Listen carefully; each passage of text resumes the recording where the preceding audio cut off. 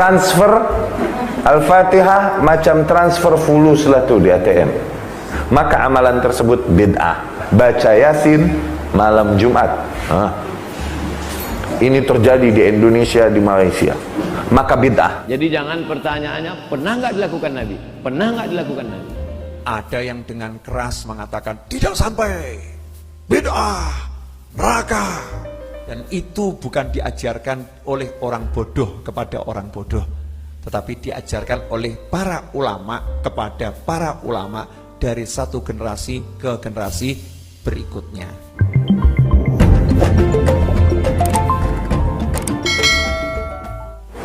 Baca atau kirim Al-Fatihah untuk yang meninggal. Ini terjadi di masyarakat Melayu. Transfer Al-Fatihah macam transfer fulus lah tuh di ATM. Transfer Al-Fatihah buat yang sudah meninggal. Oke? Kita mau bahas amalan itu bid'ah atau tidak. Begini caranya. Yang pertama, apakah Rasul mampu baca Al-Fatihah? Itu pertanyaan pertama. Apakah Rasul mampu melakukannya? Apakah Rasul mampu baca Al-Fatihah? Mampu nggak? Nah, begitu. Yang kedua apa? Adakah kondisi yang menuntut Rasul kan? Oke. Ada nggak kira-kira orang yang pantas Rasul kirimkan Al-Fatihah? Sahabat yang mati berjuang membela Rasul Shallallahu Alaihi Wasallam, pantaslah mereka Rasul kirimkan Al-Fatihah. Ada kan? Oke. Setelah itu semua, ada nggak riwayat yang mengatakan bahwa Rasul mengirimkan Al-Fatihah kepada mereka? Apakah Rasul melakukan itu semua? Tidak ada. Maka amalan tersebut bid'ah. Faham?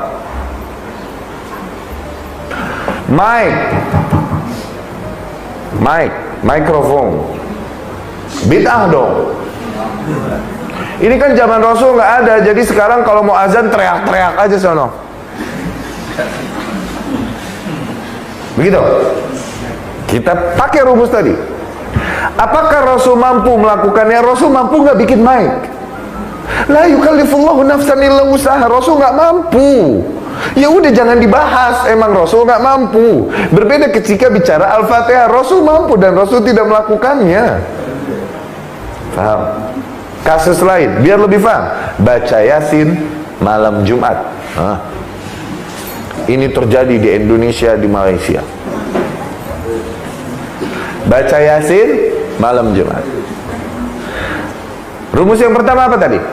Apa Rasul mampu melakukannya? Tayyib. Rasul mampu nggak baca Yasin?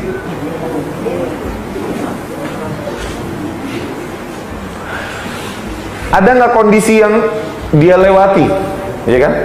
Yang menuntutnya untuk melakukannya. Kira-kira pada masa hidupnya Rasul mengalami nggak sih malam Jumat? Oke.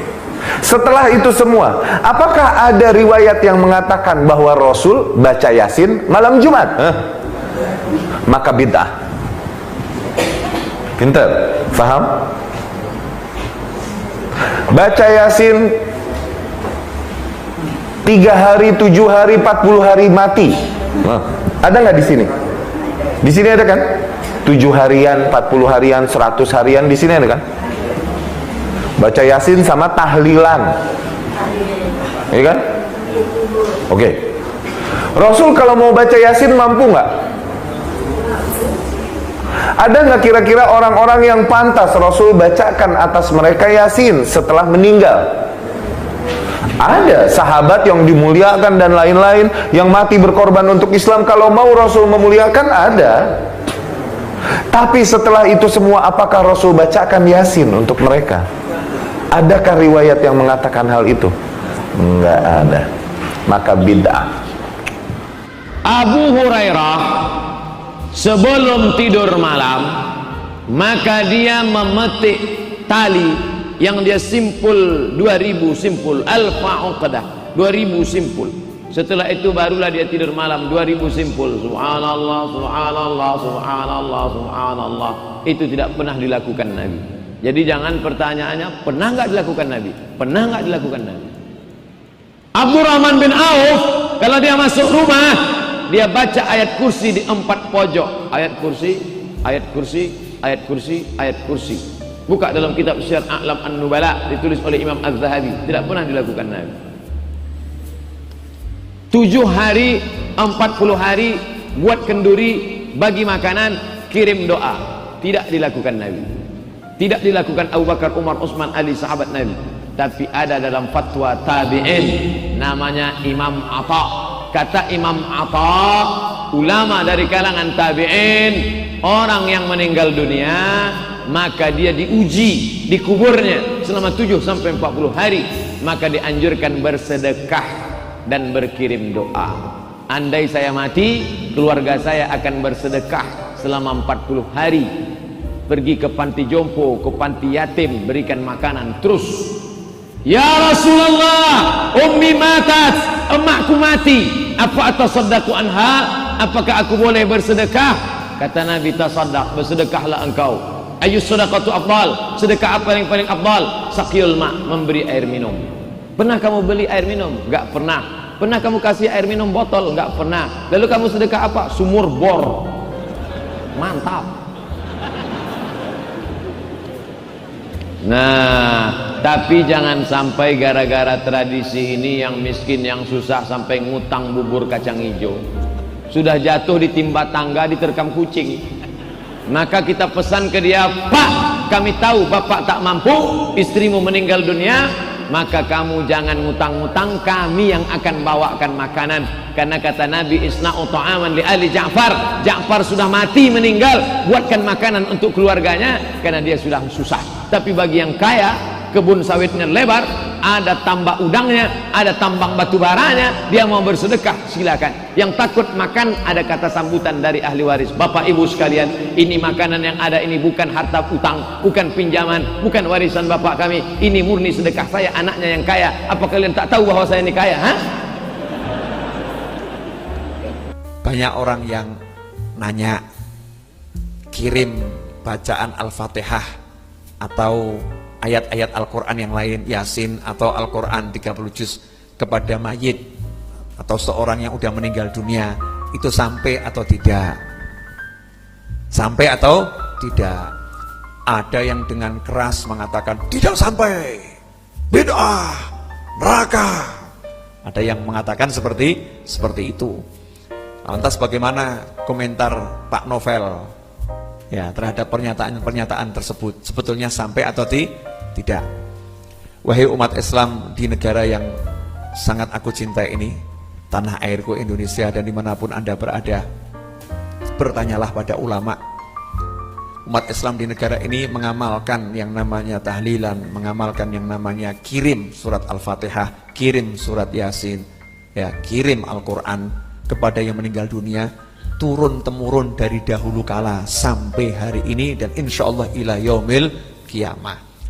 Dan itu bukan diajarkan oleh orang bodoh kepada orang bodoh, tetapi diajarkan oleh para ulama kepada para ulama dari satu generasi ke generasi berikutnya. Dalilnya apa? Saya mau ambil satu dalil saja. Dalil ini difatwakan oleh Mufti Mesir, Syekh Ali Al-Jum'ah, Syekh Ali Jum'ah, Mufti Mesir. Insya Allah nanti akan saya share rekamannya. Ya, tapi ini biar yang ini di-share juga. Mufti Mesir Syekh Ali Jum'ah mengatakan salah satu dalil mengirim Fatihah itu ya dari Rasulullah SAW. Kalau dibilang bukan amalan Nabi ya, ini dalilnya dari Nabi. Rasulullah ketika ditanya gitu, bagaimana jika seorang menghajikan orang yang sudah meninggal dunia? Ya kan? Rasul mengatakan seseorang boleh menghajikan orang yang sudah meninggal dunia. Betul? Oke. Jadi menghajikan orang yang sudah meninggal dunia itu sampai pahalanya kepada yang diniatkan untuk dihajikan. Sedangkan kita ketahui dalam haji itu isinya adalah nanti ada puasa. Puasa baik ketika haji maupun setelah pulang ke tanah air. Di haji juga ada yang namanya sholat. Ya, ada sholat sunnah setelah tawaf. Ya, ada sholat. Di haji ada yang namanya bayar kafaroh, bayar dam dan lain sebagainya. Artinya nafkah, sedekah, mengeluarkan harta. Di haji ada yang namanya talbiyah, labbaik Allahumma labbaik, ada zikir. Di haji ada yang namanya qiraatul Quran. Artinya, satu contoh dari Nabi, amalan haji itu mencakup semua amalan yang dilakukan oleh umat Islam Indonesia dalam rangka mengirimkan pahala amal soleh kepada yang telah meninggal dunia. Jadi kalau ada orang bilang ngirimkan Fatihah nggak sampai, berarti orang yang sholat untuk yang sudah meninggal dunia dan ibadah haji tadi, semua amalan hajinya nggak akan sampai. Makanya nggak usah bingung dalil lagi. Satu dalil ini buat orang yang punya hati sudah cukup. Buat yang ngeyel, wallahu a'lam. Ya.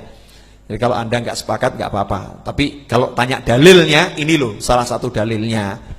Dan ini difatwakan oleh seorang mufti Mesir, Syekh Ali Jum'ah, ulama yang luar biasa, bukan sembarang ulama. Makanya kita belajar dari banyak ulama, jangan cuma satu dua ulama itu tok yang dipegang, ulama-ulama besar yang lain kemudian ditinggalkan. Semoga ini barokah.